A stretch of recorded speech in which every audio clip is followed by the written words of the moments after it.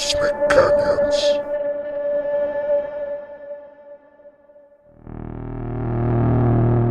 The Immortals of Mercury by Clark Ashton Smith.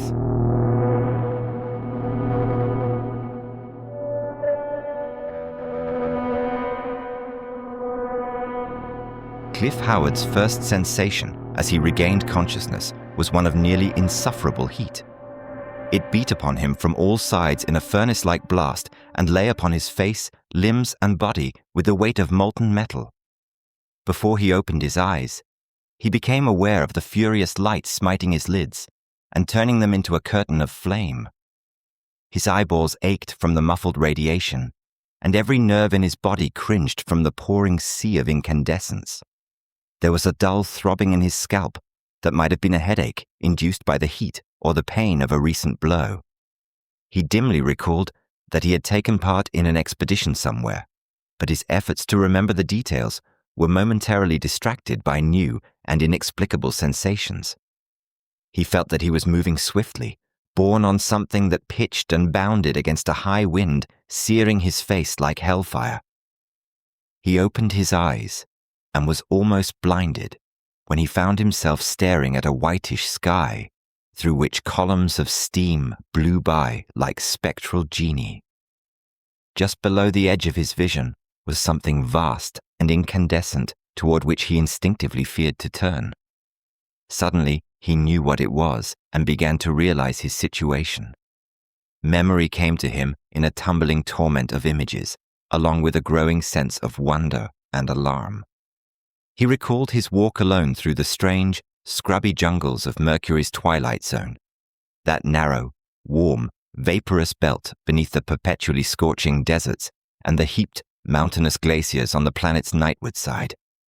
He had not gone far from the rocket ship, a mile at most, toward the sulphurous, fuming afterglow of the sun, now wholly hidden by the planet's libration. Johnson, the head of the first scientific expedition to Mercury, had warned him against these solitary excursions. However, Howard, a professional botanist, was eager to hasten his investigations of this unknown world, in which they had now sojourned for a week of terrestrial time. Contrary to expectation, they had found a low, thin, breathable atmosphere fed by melting ice in the variable twilight belt, an air drawn continually toward the sun in high winds. Wearing special equipment was unnecessary. Howard had not anticipated any danger, because the shy animal-like natives had shown no hostility and fled from the Earthmen whenever they were approached. As far as had been determined, the other life forms were of low, insensitive types, often semi-vegetative and easily avoided when poisonous or carnivorous. Even the huge, ugly, salamander-like reptiles that roamed from the twilight zone to the scalding deserts beneath eternal daylight seemed quite inoffensive. Howard was examining an unfamiliar growth that resembled a large truffle. He had found it in an open space among pale, poddy, wind-bowed shrubs. When he touched it, the growth displayed signs of sluggish animation and started to conceal itself by burrowing into the boggy soil. He prodded the growth with the spongy branch of a dead shrub and wondered how to classify it. Looking up, he found himself surrounded by Mercutian savages. They had approached him noiselessly from the semi-fungoid thickets, but he was not alarmed at first, thinking merely that they had begun to overcome their shyness and display their barbaric curiosity. They were gnarled, dwarfish creatures who walked partially erect most of the time, but ran on all fours when frightened. The Earthmen had named them the Dlukus because of the clucking sounds they often made that resembled this word. Their skins were heavily scaled like reptiles, and their small protruding eyes appeared covered at all times by a thin film. Hardly anything ghastlier or more repulsive than these beings could be found on the inner planets. When they closed in on Howard, walking with a forward crouch and clucking incessantly, he took their approach as a sort of overture and neglected to draw his tonanite pistol. He saw that they were carrying rough pieces of a black mineral and surmised from the way they held their webbed hands toward him that they were offering him a gift or peace offering. Their savage faces were inscrutable, and they drew very close before he realized their intent. Then, without warning, they began to assault him with the mineral fragments they carried in a cool, orderly manner. He fought back, but his resistance was cut short by a violent blow from behind that sent him reeling into oblivion. He remembered all this clearly enough, but there must have been an indefinite blank following his lapse into insensibility. He wondered what had happened during this time and where he was going. Was he a captive among the Dlukas? The glaring light and scorching heat could mean only one thing. He had been carried into the sunward lands of Mercury. The incandescent object toward which he dared not look was the sun itself, looming in a vast arc above the horizon. He tried to sit up, but could only raise his head a little. He saw leathery thongs binding him tightly to some mobile surface that seemed to heave and pant beneath him. Turning his head to one side, he saw that the surface was rough, rounded, and reticulated. It was like something he had seen before. Then, with a start of horror, he recognized it. He was bound, Mazeppa-like, to the back of one of the salamandrine monsters that Earth scientists call heat lizards. These creatures were large crocodiles, with longer legs than any other known terrestrial saurian. Their thick hides were apparently non-conductors of heat to an amazing extent, and served to insulate them against temperatures that would have parboiled any other known form of life.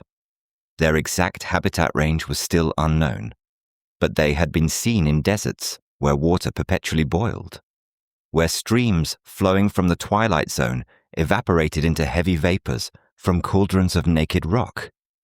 Howard's consternation as he realized his plight and probable fate was mingled with surprise.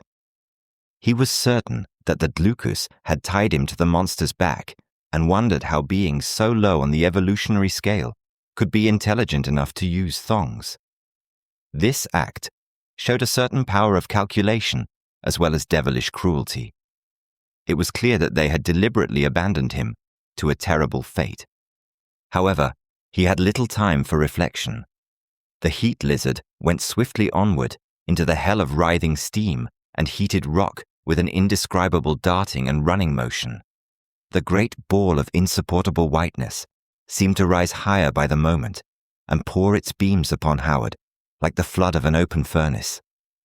The monster's horny hide was like a hot gridiron beneath him, scorching his clothes, and the tough leather cords seared his wrists, neck, and ankles as he struggled madly and uselessly against them. Turning his head from side to side, he dimly saw the horned rocks leaning toward him from curtains of hellish mist. His head swam deliriously, and it seemed as if his blood were simmering in his veins. At intervals, he lapsed into deadly faintness. A black shroud seemed to fall upon him, but the crushing, searing radiation still oppressed his vague senses. He seemed to descend into bottomless gulfs, pursued by unrelenting cataracts of fire and seas of molten heat. The darkness of his swoon turned to unrelenting light. At times, Howard regained full consciousness and had to grit his teeth to avoid screaming in agony. His eyelids seemed to scorch his eyes as he blinked in the blinding light. He saw his surroundings in broken glimpses through wheels of fire and blotches of intense color, like scenes from a mad kaleidoscope. The heat lizard followed a tortuous stream that ran in hissing rapids among twisted crags and chasm-riven scarps. Rising in sheets and columns, the steam from the angry water blew toward the Earthman at intervals, scalding his bare face and hands. The thongs cut intolerably into his flesh when the monster leapt across mighty fissures made by the cracking of superheated stone. Howard's brain seemed to broil in his head, and his blood was a fiery torrent through his roasted body. He fought for breath, even if the air seared his lungs. Vapors swirled around him, and he heard a muffled roar, but he could not determine its source. he became aware that the heat lizard had paused.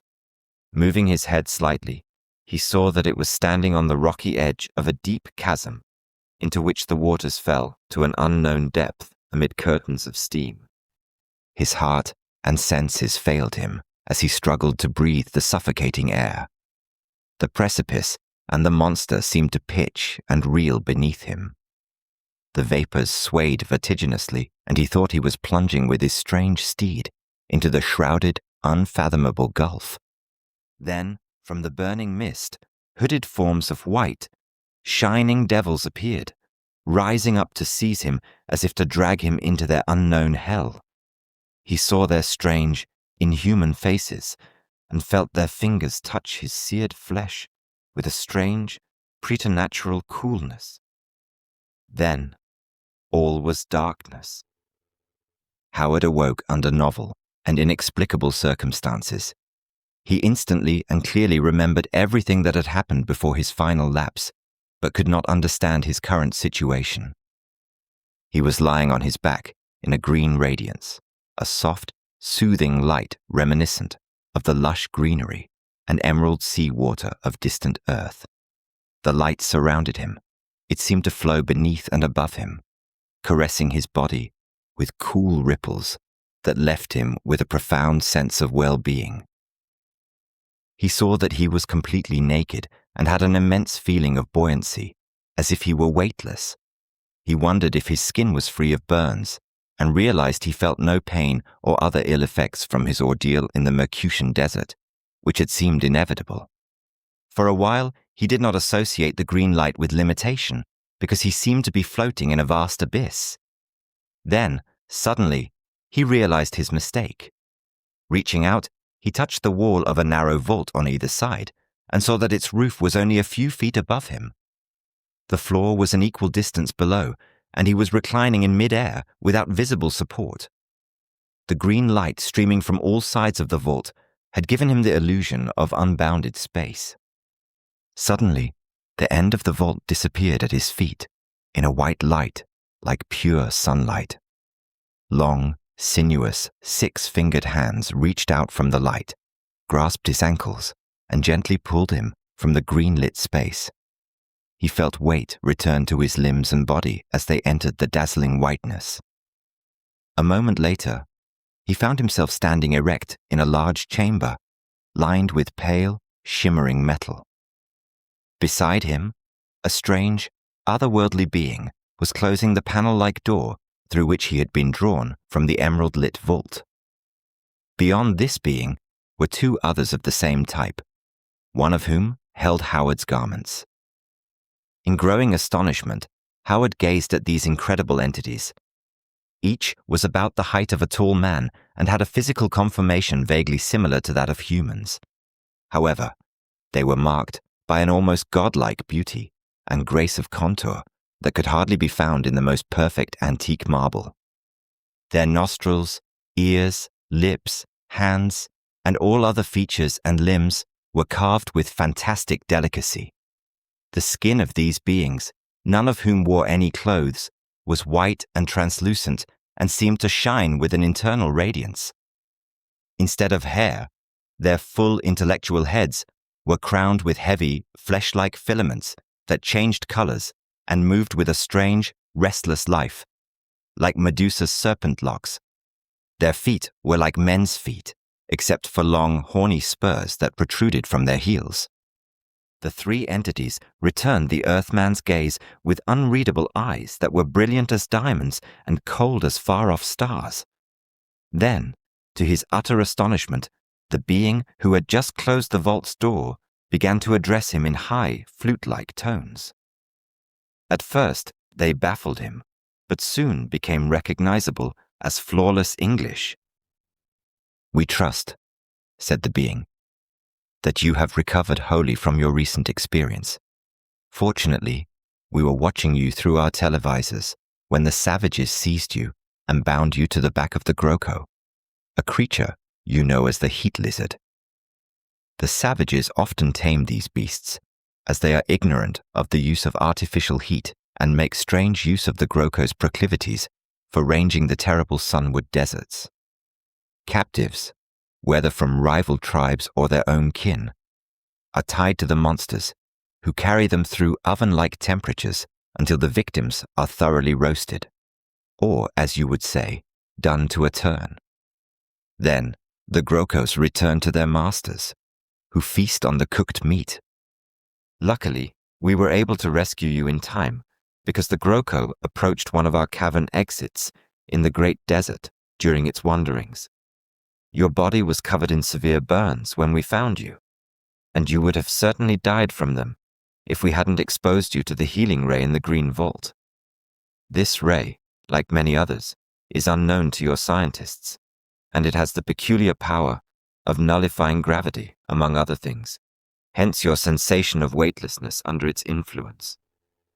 "Where am I and who are you?" cried Howard. "You are in the interior of Mercury," said the being. "I am Agvur, a scientist and a high noble of the ruling race of this world." He continued in a tone of half-disdainful explanation, as if lecturing a child. "We call ourselves the Umnis, and we are an ancient people who are wise and erudite in all the secrets of nature. To protect ourselves from the sun's intense radiation, which is more powerful on Mercury than on the outer planets, we live in caverns lined with a metallic substance we created. This substance, even in thin sheets, blocks all harmful rays, some of which can penetrate any other form of matter.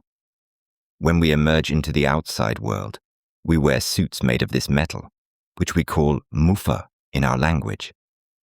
Being thus insulated at all times, we are practically immortal and exempt from disease.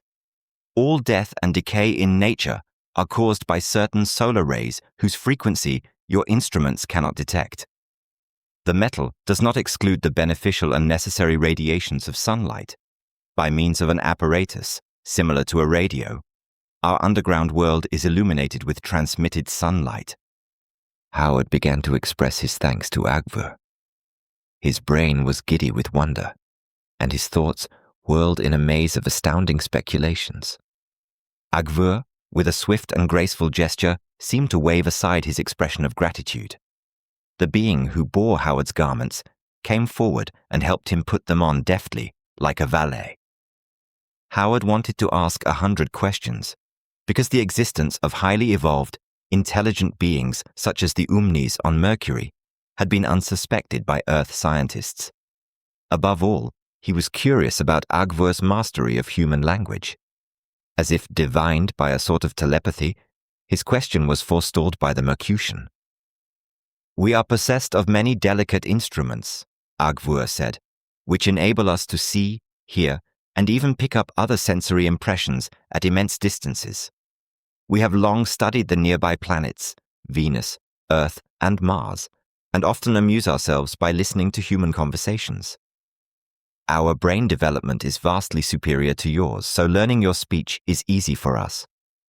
Of course, the science, history, and sociology of your world are open books to us. We watch the approach of your ether ship from space, and we have observed all of your party's movements since landing." "How far am I from the rocket ship?" asked Howard. "I trust you can help me get back." "You are now a full mile beneath the surface of Mercury," Agvur replied. "The part of the twilight zone in which your vessel lies is about 5 miles away. You could reach it by an incline leading upward to a small exit in a natural cavern within sight of the ship. Some of your party members have undoubtedly seen the cavern and assumed it was merely an animal den. When your vessel landed, we took care to block the exit with a few loose boulders and fragments of debris, which are easily removable. As for rejoining your comrades, I'm afraid it will be difficult. You must be our guest, perhaps indefinitely." There was a kind of brusqueness in his tone as he concluded. "We do not want our existence known to terrestrial explorers. From what we have seen of your world and your dealings with the peoples of Mars and Venus, whose territories you have begun to arrogate, we think it would be unwise to expose ourselves to human curiosity and rapacity. We are few in number and prefer to remain undisturbed in peace." Before Howard could protest, There was a strange interruption.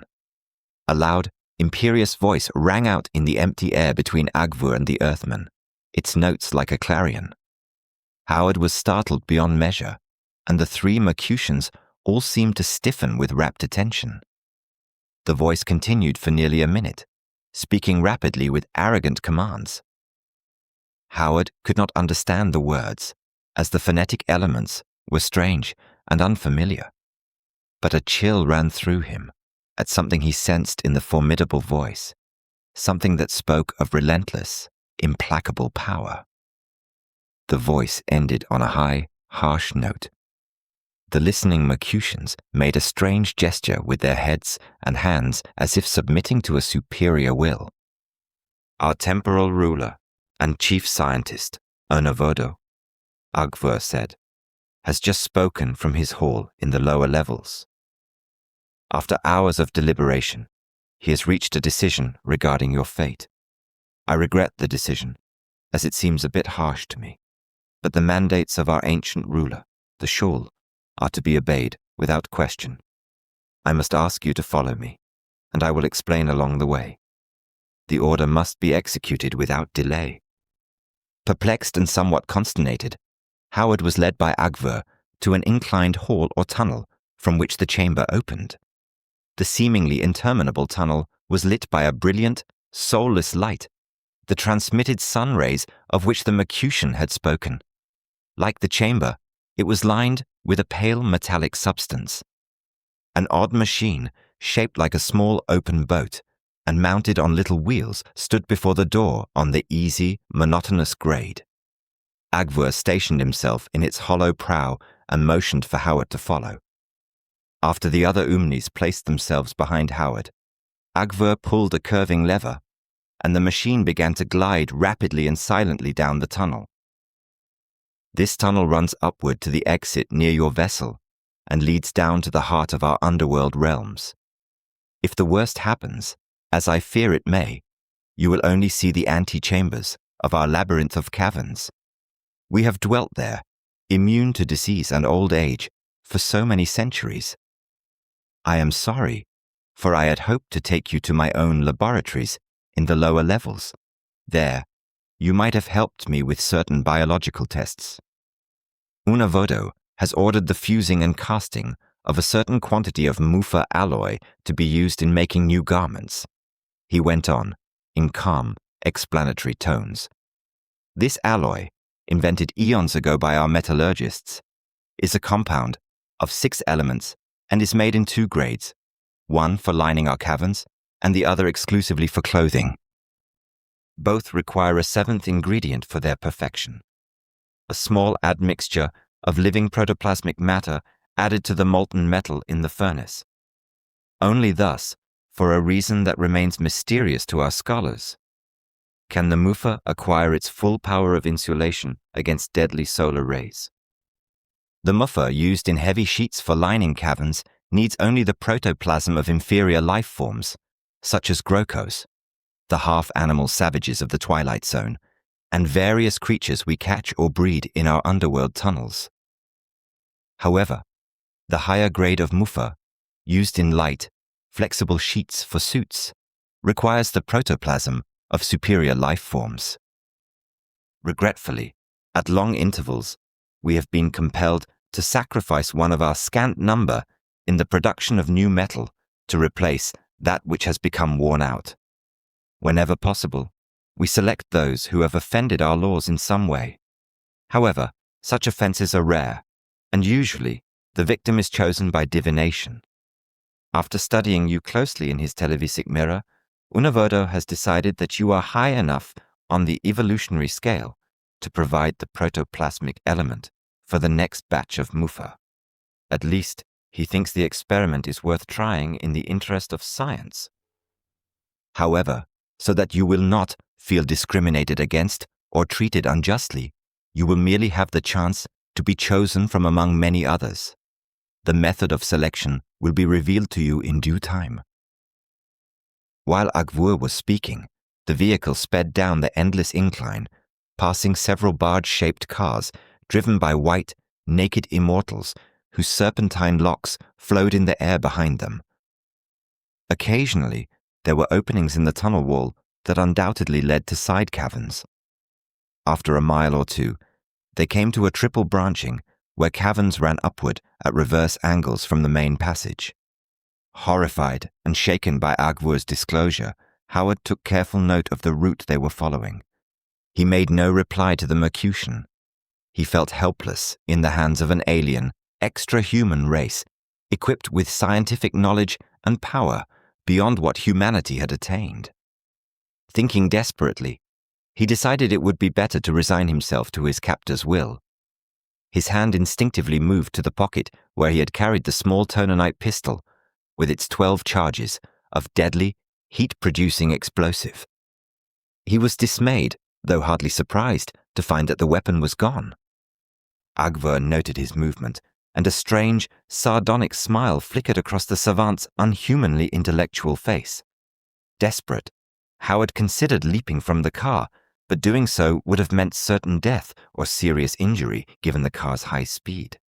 He realized that the incline had ended in a large level cavern with numerous openings where multitudes of omnis were passing in and out. They left the boat-like vehicle there, and Agvur led Howard through one of the side exits into another vast chamber, where perhaps 50 white people stood in silent semicircular rows. They were all facing the opposite wall, but many turned to watch the Earthman with unreadable expressions of curiosity or disdain. Agvur drew him forward to the first of the waiting ranks and motioned for him to take his place at the end. Now, for the first time, Howard saw the singular object that the Umnis were facing. It appeared to be some sort of rootless plant growth with a swollen, yellowish trunk like a barrel cactus. Tall as a man and leafless, its branches were a vivid arsenic green and fringed with white hairiness. They trailed in limp, sinuous masses on the cavern floor. Agvur spoke in a piercing whisper. "The plant is called the rockalim, and we use it to select one person from a given quota to be cast into the furnace of molten mufa. You will see that there are about 50 candidates for this honor, including yourself. All of them have incurred the displeasure of Unavodo, or have given rise to doubt regarding their social usefulness for one reason or another.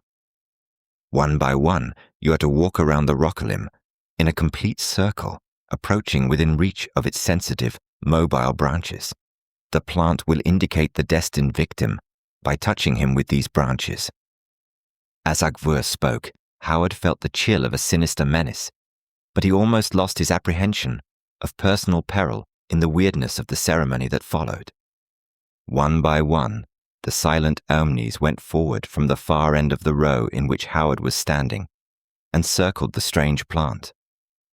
They walked slowly within a few feet of the inert branches of poisonous green that resembled sleepy, half-coiled serpents.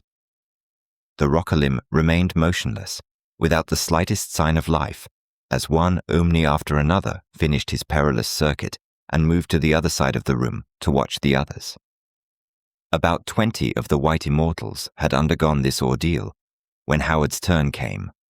Resolutely, with a sense of unreality and grotesquerie rather than actual danger, he stepped forward and began his circuit of the living plant. The omnis looked on like alabaster statues, and all was utterly still and silent, except for a muffled, mysterious throbbing as of underworld machinery at a distance. Howard moved on in an arc, watching the green branches with growing tension. He had gone half the required distance when he felt, rather than saw, a flash of swift, intense light appear to stab downward from the cavern roof and strike the lumpish yellow trunk of the rockalim. The light faded in the merest fraction of a second, leaving Howard doubting whether he had really seen it. Then, as he continued, he saw, with startled horror, that the trailing tentacular boughs had begun to twitch and quiver. They lifted slowly from the floor and waved toward him. They rose and straightened like a mass of ropey kelp flowing in an ocean current. They reached him and slithered with reptilian ease around his body. They touched his face with their venomous-looking tips, clammy and inquisitive. Howard drew back, wrenching himself away from the waving mass and finding Agvur at his elbow. The Mercutian's face was touched with an unearthly gloating, and his iridescent locks floated upward, quivering with weird restlessness, like the rockalim branches. It suddenly dawned on Howard that his fate had been predetermined from the beginning, and that the swift, evanescent flash of light from an unknown source had perhaps irritated the living plant, provoking the movement of its tentacles.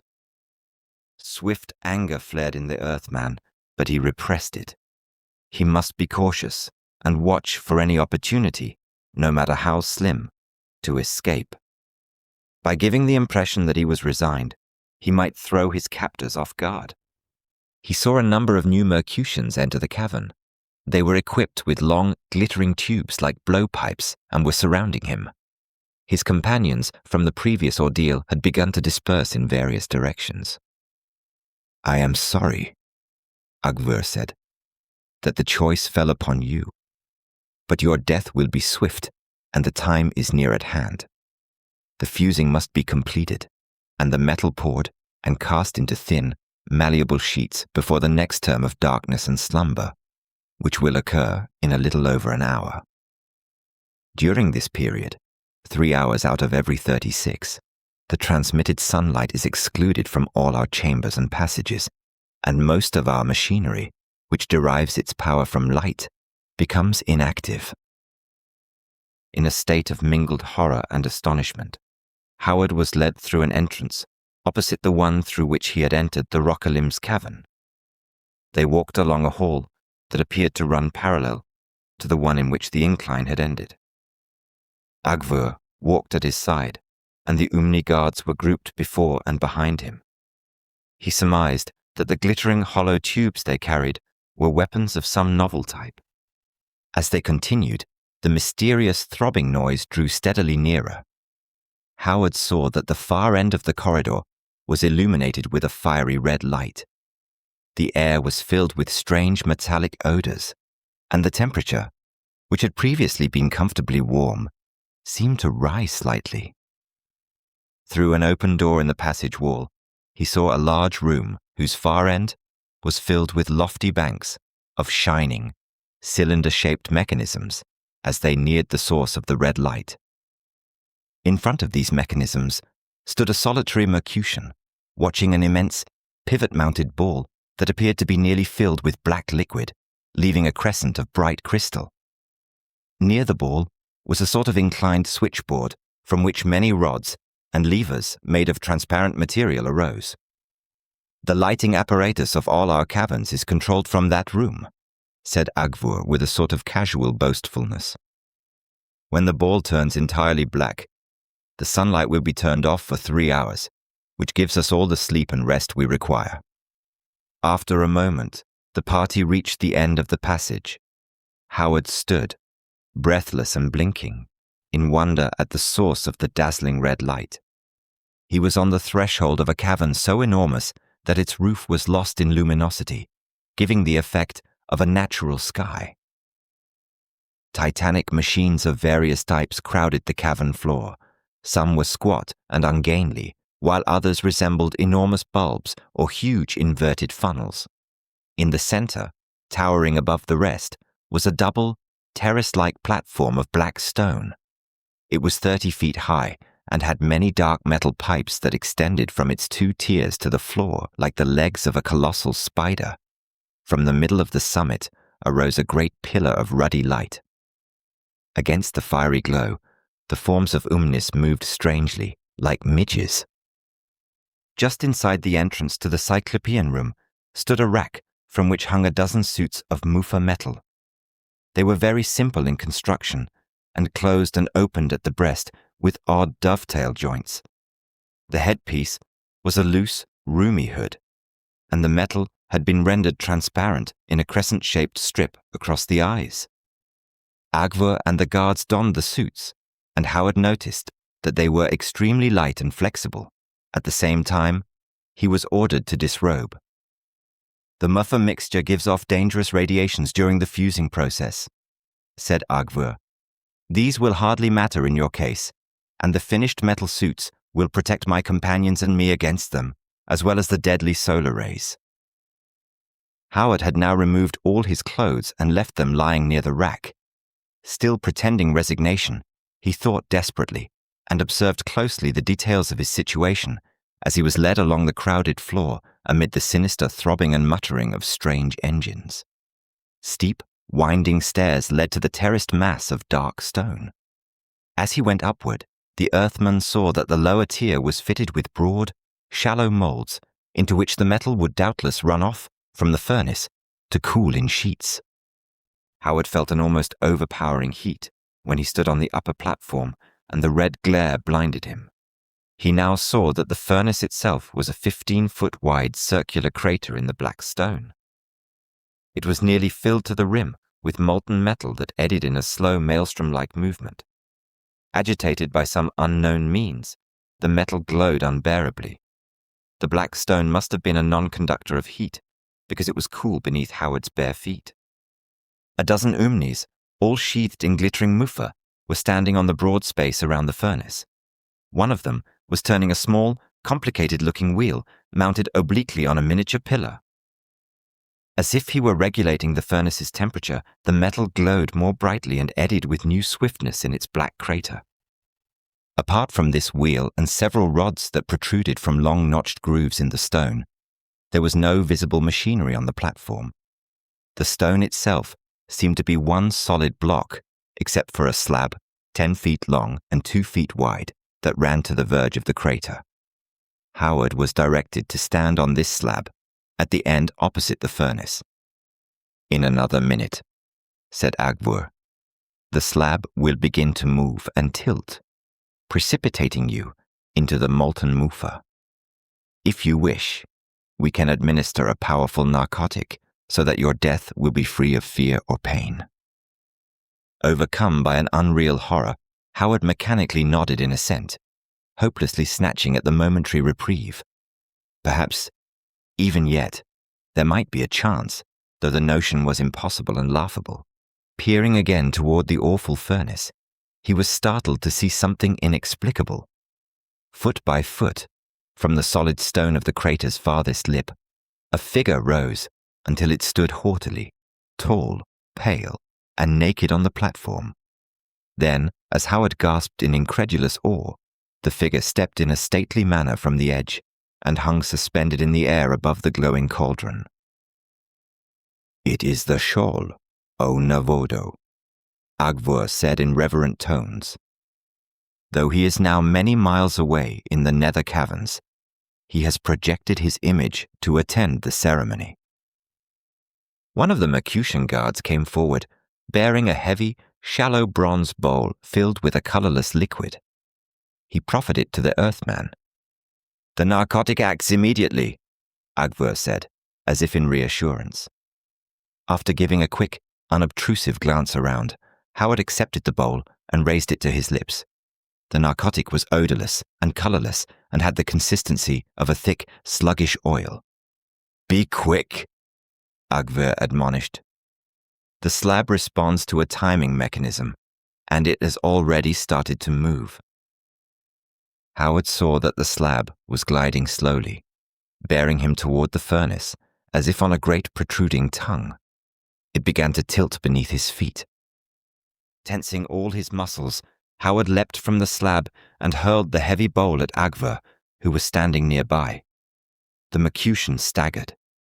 Before he could regain his balance, Howard sprang upon him. Lifting him bodily, Howard flung Agvur across the rising, sliding slab, which bore him along in its accelerated movement. Stunned by the fall and unable to recover, Agvur rolled from the tilting stone into the white-hot maelstrom and disappeared with a splash. The liquid seethed and eddied with a swifter motion than before. For a moment, the assembled Umnis stood like metal statues, and the image of the Shoal standing watchful and inscrutable above the furnace had not stirred. Leaping at the guards in the front, Howard flung them aside as they started to lift their tubular weapons. He reached the rayless edge of the platform but saw that several Umnis had run to intercept him before he could reach the stairs. It was a 12-foot drop to the second platform, and he was afraid to leap with his bare feet. The strange curving pipes running from the upper platform to the main cavern floor offered his only possible means of escape. These pipes were made of dark metal, perfectly smooth and seamless, and about 10 inches thick. Straddling the nearest pipe, where it entered the black stone just below the edge, Howard slid toward the floor as quickly as he could. His captors had followed him to the edge of the platform. Facing them as he slid, the Earthman saw 2 of the Immortals aim their weapons at him. Glowing balls of yellow fire came flying toward Howard from the hollow tubes. One fell short, striking the side of the great pipe and causing it to melt like solder. He watched the molten metal drip as he ducked to avoid the second ball. The others were leveling their weapons, and a hail of fireballs fell around Howard as he slid along the lower part of the pipe, which curved sharply toward the floor. One of the balls brushed his right arm, leaving an agonizing burn.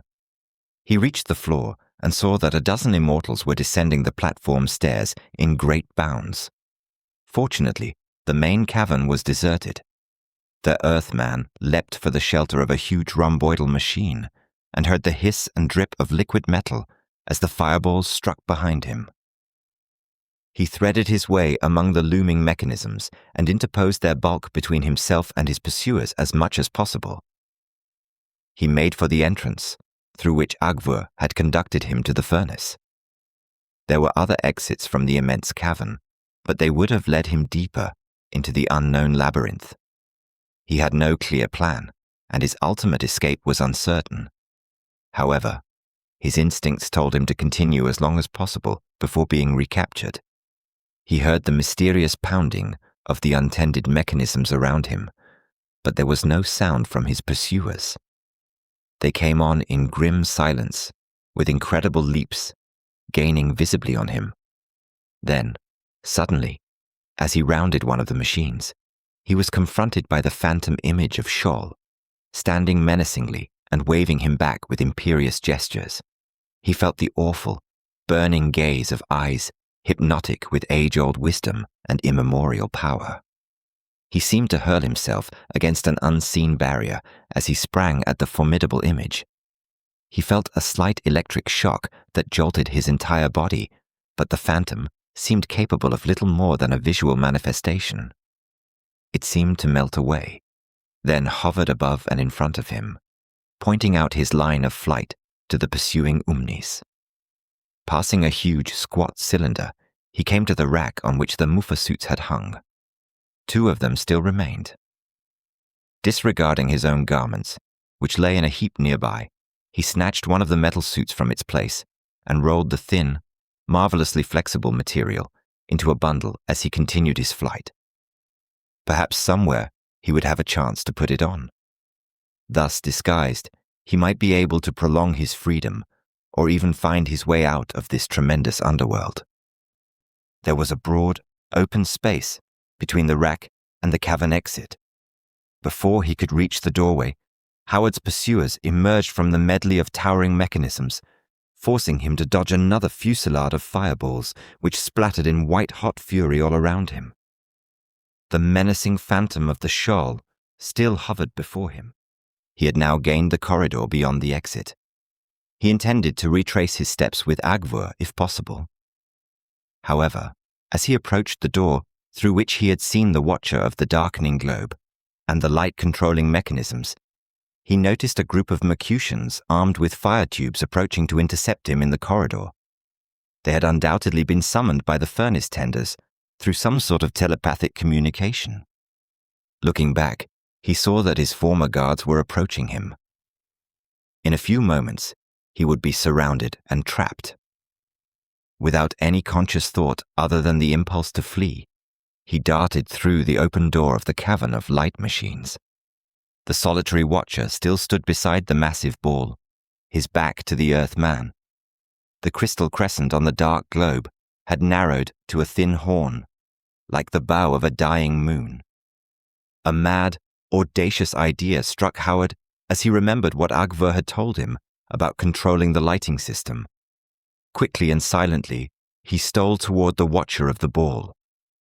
The vengeful image of the shoal appeared before him again, as if to drive him back. As he neared the unsuspecting watcher, the image rose into the air and hovered above the ball. It warned the Umni with a loud, harsh cry. The watcher turned and snatched up a heavy metal rod lying on the floor. He leapt to meet Howard, raising his weapon to deliver a ferocious blow. Before the rod could descend, Howard's fist caught the Mercutian full in the face, driving him back onto the slanted dial of regulatory levers beside the pivot-mounted ball. There was a shattering crash as the Mercutian fell among the curving crystalline rods. At the same instant, overwhelming darkness rushed into the room, blotting out the gleaming machinery, the fallen Umni, and the phantom of Sheol. Standing uncertainly and bewildered, the Earthman heard a low moan from the injured Mercutian and a loud wail of consternation from the corridor outside, where the two groups of his pursuers had been overtaken by darkness. The wailing ceased abruptly, and except for the nearby moaning, which continued, there was absolute silence. Howard realized that he no longer heard the mutter of the strange engines in the furnace room. Their operation must have been connected with the lighting system and ceased with the darkness. Howard still wore the Mufa suit. Groping around, he found the metal rod that had fallen from the watcher's hand. It would make a highly serviceable weapon. Grasping it firmly, he started in what he thought was the direction of the door. He moved slowly and cautiously, knowing his pursuers had gathered to await him or might be creeping toward him. Listening intently, he heard a faint metallic rustle. Some of the Umnis, clothed in Mufa, were coming to find him in the darkness. His bare feet made no sound, and he stepped to one side and heard the rustling pass by. With redoubled caution, he crept toward the door, holding out his hand in front of him. Suddenly, his fingers touched a smooth surface that he knew was the wall. He had missed the door while groping around. Listening again, he seemed to hear a faint sound to his left, as if he were being followed. Moving in the opposite direction along the wall, he encountered empty space and saw a dim, seemingly soulless light. His eyes were growing accustomed to the darkness, and he made out a mass of shadows against the light. He had found the door, which was lined with Umnis waiting for him. Lifting his bar, he charged at the shadows, striking blow after blow and stumbling over the bodies that fell before him. There were shrill cries around him, and he broke free from cold, Mufa-sheathed fingers that sought to clutch him in the darkness. Then, somehow, he broke through and was in the corridor. He saw that the glimmering came from the cavern of machines, where the hidden furnace still burned. Hurrying figures appeared in the dying glow that lit the entrance. Each figure appeared to have an enormous cyclopean eye of icy green. Howard realized that more Mercutians bearing artificial lights were coming to join the pursuit. Keeping close to the corridor wall, he ran as fast as he dared through the solid blackness toward the Rokalim cavern. He heard a stealthy, metallic rustling as the first Omnis followed. Glancing back, he dimly saw them outlined against the distance. They came on cautiously, as if waiting for the new contingent with green lights. After a little while, he saw that the two groups had joined together and were following him steadily. Fingering the wall at intervals as he ran, Howard reached the entrance of the large chamber in whose center stood the Rokalim. The lights were rapidly catching up to him. He calculated the direction of the opposite doorway, which opened onto the main tunnel that led to the incline, and started toward it. As he went on, he veered slightly, trying to avoid the monstrous plant growth. It was like plunging into a blind abyss, and he seemed to wander an immense distance, certain he would reach the opposite wall at any moment. Suddenly, he tripped over an obstruction and fell flat on his back. He landed on what seemed to be a tangle of great hairy ropes that pricked his bare skin in 1,000 places. He instantly knew he had collided with the Rokalim. The mass of python-like branches lay inert beneath him, without a quiver of animation. In the absence of light, the strange, semi-animal growth was undoubtedly torpid. Pulling himself up from the spiny ground on which he had fallen, Howard looked back and saw the swarm of green lights, cold and evil, like the eyes of northern dragons. His pursuers were entering the cavern and would overtake him in a few moments. Still clutching the mufa garments and the metal bar, he groped his way across the tangle of branches, pricking his feet painfully with each step. Suddenly, he plunged through to the floor and found himself standing in an open space. The heavy archipiers had parted on either side as they descended from the hole. As the lights approached, he crouched down and found a low, hollow place beneath the branches, close to the cactus-like stem, into which he could crawl. The vines were thick enough to conceal him from view. Lying there under their prickly weight, he saw the green lights pass through narrow rifts toward the outer cavern. Apparently, none of the Mercutians thought to pause and examine the mass of rock-a-limb branches. After all the Umnis had passed, Howard emerged from his fantastic hiding place and followed them boldly. He watched their icy lamps vanish as they entered the outer tunnel. Moving again in utter darkness, he found the exit. There, he saw the running pencils of light cast by the lamps as their bearers hurried toward the incline. As he followed, Howard stumbled against an unseen object, either the vehicle used by Agvur or another of the same type. In the shutting off of power, these vehicles were probably useless. Otherwise, some of them might have been employed by the Earthman's pursuers. The hunters and the hunted were on an equal footing, and realizing this, Howard felt an actual thrill of hope for the first time. With the lights moving steadily before him, he started up the interminable incline, which perhaps led to freedom. The tunnel was deserted, except for the hunters and their human quarry.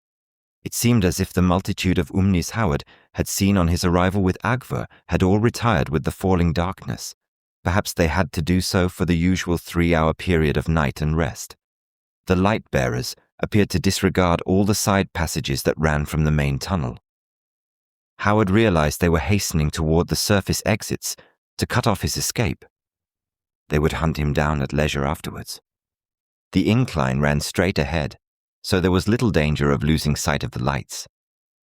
Howard paused for a moment to put on the mufa suit, hoping it would deceive or baffle his hunters later on. The garment was easy to put on and fit him loosely, but the unfamiliar, intricate method of fastening it eluded his untrained fingers. Unable to remember quite how it had been done, he continued with the strange garment open at the breast. The elongated heels, designed to accommodate the immortal's spurs, flapped behind him. He maintained the same relative distance between himself and the Umnis as much as possible. After a while, he glanced back and was horrified to see the tiny green eyes of another group of lights far down below, following him. Evidently, others had joined the pursuit. The climb was long and tedious, mile after mile of that monotonous tunnel whose gloom was relieved only by sinister green lights. The Mercutians went on at an unhuman, implacable pace. Only through ceaseless exertion, half walking, half running, could the Earthman maintain his position between the two groups. He panted heavily and sometimes felt faint, during which the lights seemed to blur. A great weariness clogged his limbs and brain. He could not know how long it had been since he had eaten. He was not aware of hunger or thirst, but he seemed to be fighting an ever-growing weakness. The corridor became a black eternity, haunted by the green eyes of cosmic demons. Hour after hour, he continued through a sunless night, losing his sense of time and moving in a sort of automation. His limbs were numb and dead. Only his relentless will lived and drove him on. At times, he almost forgot where he was going, forgetting everything but the blind, primitive impulse to flee. He was a nameless thing, fleeing from an anonymous terror. Finally, through the crushing numbness of his fatigue, he realized that he was slowly catching up to the group of lights ahead. Perhaps their bearers had paused to debate or reconsider. Suddenly, He saw the lights spreading out and diverging, vanishing on either side until only 4 remained. Dimly puzzled, he continued on and came to the triple division of the tunnel that he remembered passing with Agvur. He now saw that the party of Umnis had split into 3 groups, each following a different branch. Each tunnel must lead to a separate exit. Recalling Agvur's words, he kept to the middle passage, which, if Agvur had spoken truthfully, would lead to an exit in the Twilight Zone, not far from the rocket ship. The other tunnels would lead to unknown places, perhaps the terrible deserts of heat or the chaotic glaciers of the Nightward Hemisphere. Hopefully, the tunnel he was following would lead him back to his comrades. A sort of second wind came to Howard, as if hope had revived his flagging faculties. He became more conscious than before of the utter silence and profound mystery of this underworld empire, of which he had seen, and was to see, so little. His hope quickened when he looked back and saw that the lights behind him had diminished in number. It was as if the second party had also split up to follow the 3 tunnels. Clearly, there was no general pursuit. Most likely, the smashing of the transmission levers had deranged all of the Immortals' machinery, including their communication system. Howard's escape was undoubtedly known only to those who had been present or nearby at the time. He had brought chaos and demoralization upon this super-scientific people. Mile after mile of monotone gloom. Then, with a start of bewilderment, the Earthman realized that the 4 lights in front had disappeared. Looking back, he saw that the lamps following him had also vanished. There was nothing but a solid, tomb-like wall of darkness about, before and behind him. Howard felt strange disconcertment together with the leaden, crushing return of his weariness. He continued with slackening, doubtful steps, cautiously following the wall with his fingers. After a while, he turned a sharp corner, but he didn't regain sight of the lights. There was a drafty darkness in the air, and an odor of stone and minerals unlike anything he had encountered in the Mufa-lined caverns before. He began to wonder if he had somehow gone astray. There might have been other branches of the tunnel that he had missed while groping around. In a blind surge of alarm, he started to run and crashed headlong into the angular wall of another turn in the passageway. Half stunned, he picked himself up. He hardly knew whether he was maintaining the original course of his flight or doubling back. For all he knew, he might be lost beyond redemption in a maze of caverns. He stumbled and staggered along, colliding repeatedly with the tunnel walls, which seemed to have closed in on him and grown rough with flinty projections. The draft in his face grew stronger, carrying the smell of water. Soon, the darkness before him melted into a bluish glow, revealing the rugged walls and boulder-studded roof of the natural passageway he was following. He emerged into a huge, chamber-like cave made of pale marble with twisted, columnar formations. He saw that the glimmering was a kind of phosphorescence emitted by certain plant growths, probably thallophytic, which rose in thick clusters from the floor to the height of a tall man. They were flabby and fleshy-looking, with abortive branches and pendulous, fruit-shaped nodes of etiolated purple along their puffy, whitish-blue stems. The phosphorescence issued equally from all parts of these plants and lit the gloom for some distance around. It dimly revealed the columnar character of the cavern's farther walls. As he passed among them, Howard saw that the plants were rootless. They seemed like they would topple at a touch, but when he stumbled against one of the clumps, he found that they supported his weight with resilient solidity. They were undoubtedly attached firmly by some sort of suction to the smooth stone. In the middle of the cave, behind a lofty fringe of these luminous fungi, Howard discovered a pool of water, fed by a thin trickle descending through the gloom from a high, unilluminated vault. Driven by sudden, fierce thirst, he pulled back his hood and drank recklessly, though the fluid was sharp and bitter with strange minerals. Then, with the ravenous hunger of someone who hadn't eaten in days, he began eyeing the pear-shaped nodes of the tall thallophytes. He broke one from its parent stem, tore off the glimmering rind, and found it filled with mealy pulp. A savory, peppery odor tempted him to taste the pulp. It was not unpleasant. Forgetting all caution, possibly he had become a little mad from his inhuman ordeals, he devoured the pulp in hasty mouthfuls. The node must have contained a narcotic substance because he was almost immediately overpowered by an overwhelming drowsiness. He fell back and lay where he had fallen in a deep, sodden, dreamless sleep for an indeterminate amount of time, which might have been the interval of death between two lives. He awoke with violent nausea, a pounding headache, and a feeling of hopeless, irredeemable confusion.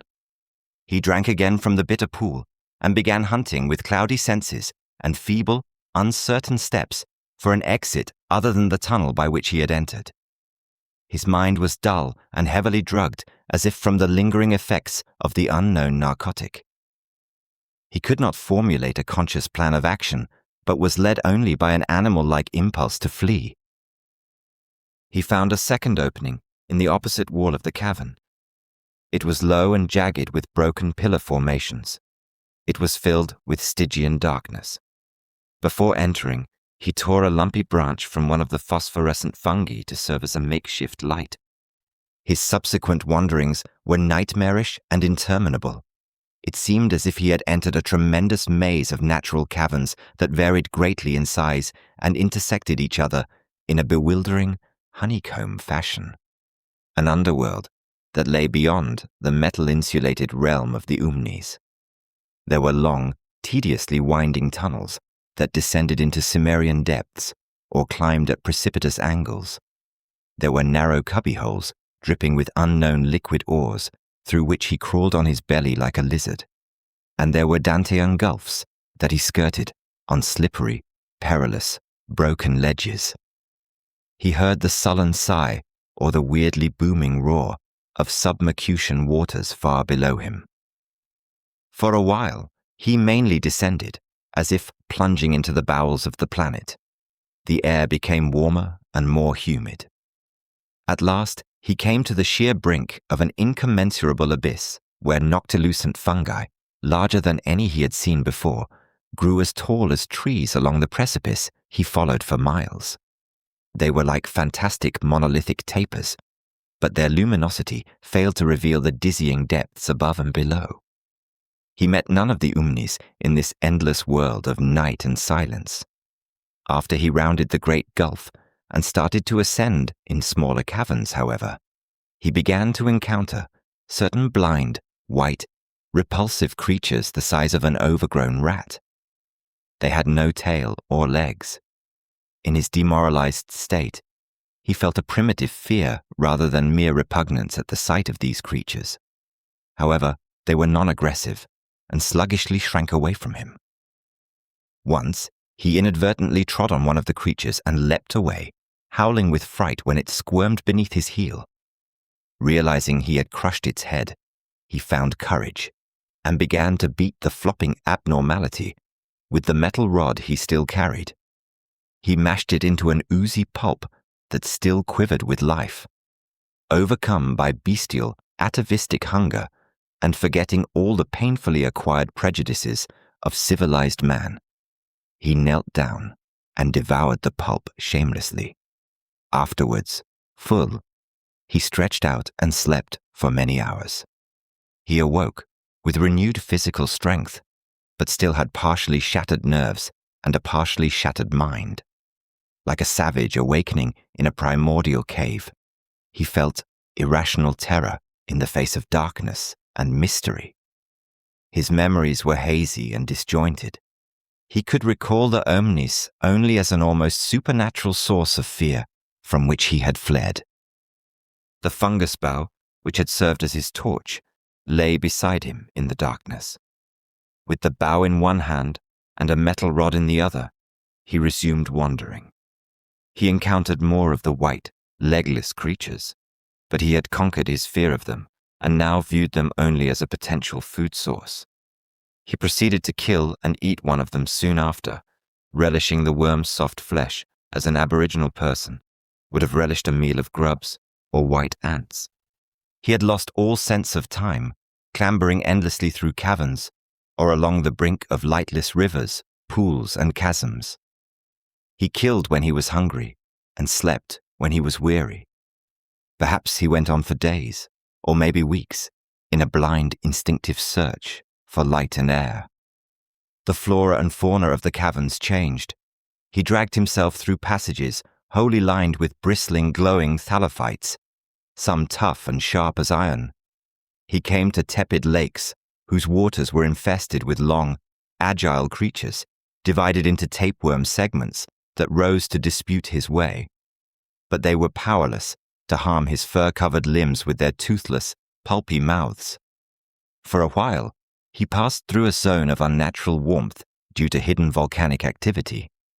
There were hot geysers and gulfs from which sultry vapors rose and filled the air with strange, metallic-smelling gases that burned his nostrils and lungs. A remnant of his former scientific knowledge caused him to recoil from these areas and return to caverns free of these gases. Fleeing from one of the sulphurous caves, he found himself in a chamber a mile wide, lined with exuberant fungi. Amidst these luminous growths, he encountered one of his most terrible adventures. A vast, semi-ophidian monster, white like the other life forms he had encountered, leapt upon him from the unearthly vegetation. It was equally legless, but it had a single, cyclopean, phosphoric eye. The monster hurled him to the ground with the ram-like impact of its blunt, shapeless head. He lay half-stunned while the monster began ingesting him, starting with his feet. The metal he wore seemed to be no barrier to its appetite. The creature had swallowed him nearly to the hips when he regained consciousness and realized his frightful predicament. Overcome with terror, he howled and gibbered like a caveman.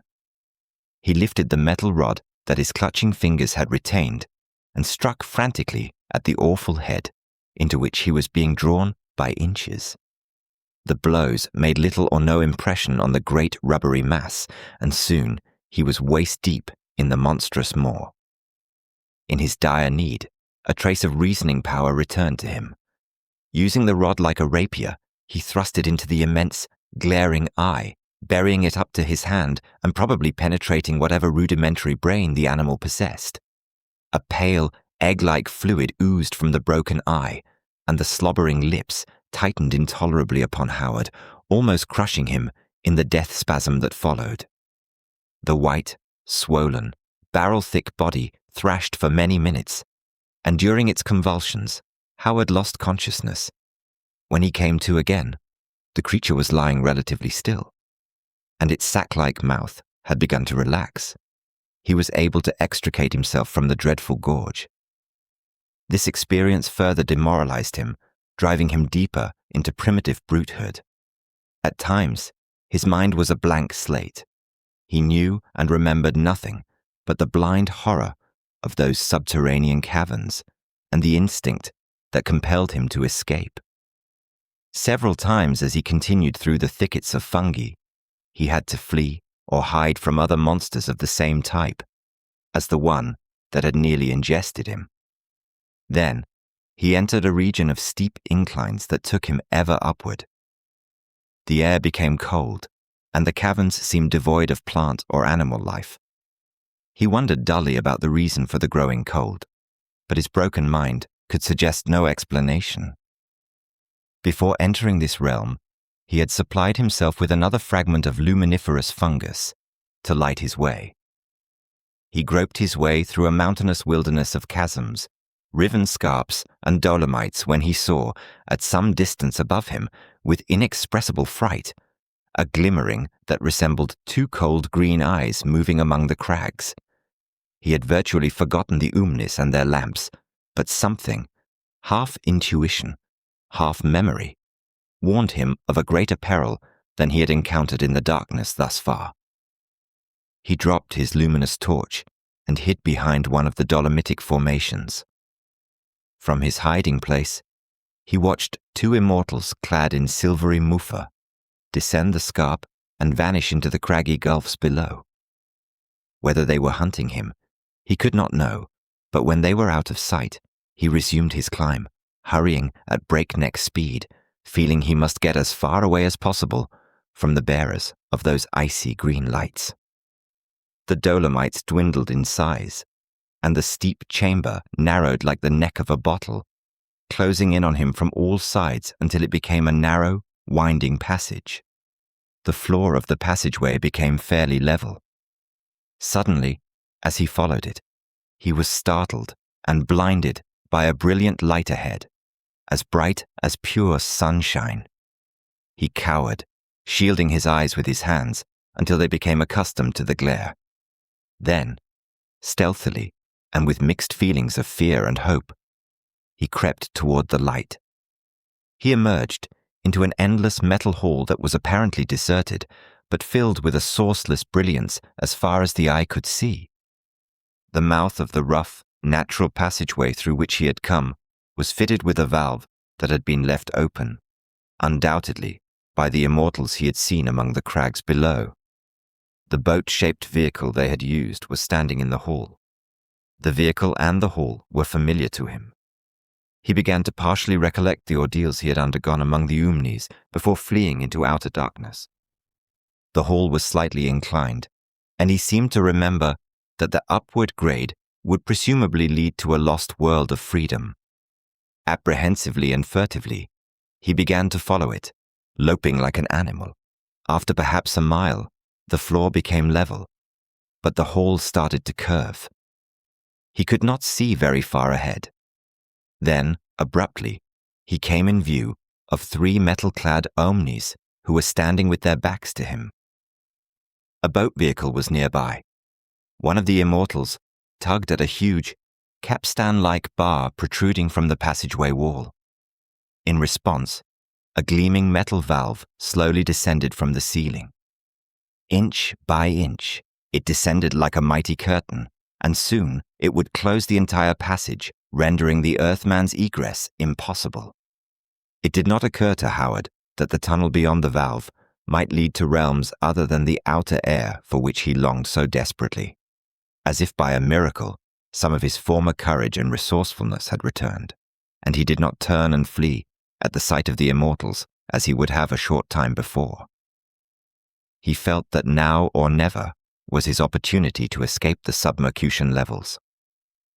Leaping forward at the unsuspecting Umnis, who were all intent on closing the valve, he struck the one in front with his metal bar. The mercutian toppled and fell, with a clattering of muffa on the floor. The one operating the lever continued his task. Howard had no time to strike him down, because the remaining immortal, with tigerish agility, had sprung back and was leveling the deadly fire tube he carried. Howard saw that the great valve was still descending, barely 2 feet above the cavern floor. He dived through the opening, landing on all fours. Then he crawled on his stomach beneath the terrible curtain of metal. Struggling to rise, he found himself impeded and held back. He was now in utter darkness, but, getting to his knees and groping about, he determined the cause of his delay. The fallen valve had caught the elongated heel of his right foot's muffa. He felt like a trapped animal as he tried to wrench himself free. The tough muffa held fast, weighed down by the enormous valve, and escape seemed impossible. Then, in his desperation, he remembered that the muffa armor was open at the chest. Awkwardly and painfully, he managed to crawl out of it, leaving it behind, like a discarded lizard skin. He got to his feet and raced on in the darkness. He was without light because he had dropped the phosphorescent branch in his dive under the closing valve. The cavern was rough and flinty beneath his bare feet, and he felt an icy wind, as cold as glacial breath, blowing upon him. The floor sloped upward and was broken into stair-like formations that he stumbled and fell against, bruising himself severely. Then he cut his head on a sharp stone projecting from the low ceiling. Warm, wet blood flowed down his brow and into his eyes. The passageway grew steeper, and the air became frigid. There was no sign of pursuit from the Umnis, but he feared they would open the valve and follow him, so he hastened on. He was puzzled by the growing Arctic cold. But the reason for it eluded him. His naked limbs and torso were covered in goosebumps, and he began to shiver violently, despite the speed at which he ran and climbed. Now, the cavern stairs were more regular and defined. They seemed to go on forever in the darkness. Growing accustomed to them, he was able to grope his way from step to step, falling or stumbling only occasionally.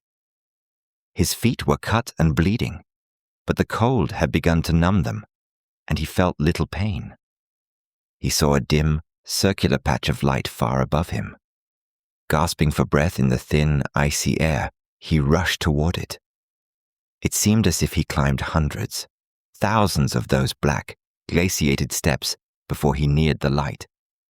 He emerged beneath a dark sky crowded with cold, lifeless, glaring stars into a valley bottom surrounded by dreary, endless cliffs and pinnacles, as still and silent as a frozen dream of death.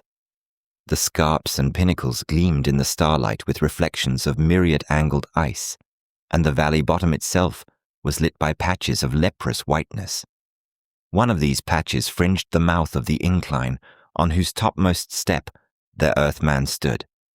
He fought for breath in the thin, sub-zero air, and his body stiffened momentarily with a pervasive rigor as he stood and gazed in numbed bewilderment at the icy, mountainous chaos of the landscape in which he had emerged.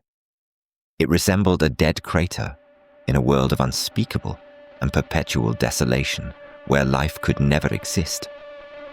The blood flowing on his brow and cheeks had congealed. With glazed eyes, he saw the continuation of the cavern steps in a nearby cliff.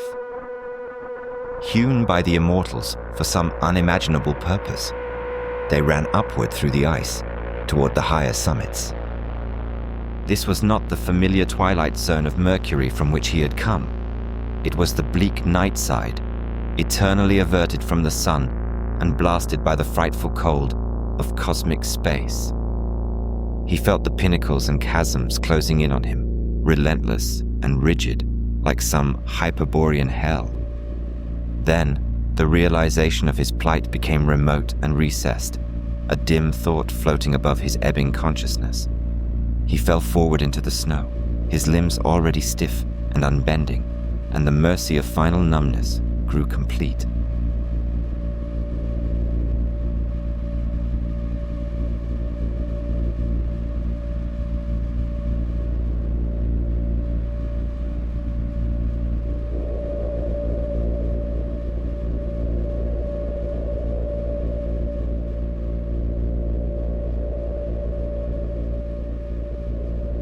If you enjoyed this journey into the unknown, don't forget to like, subscribe, and follow.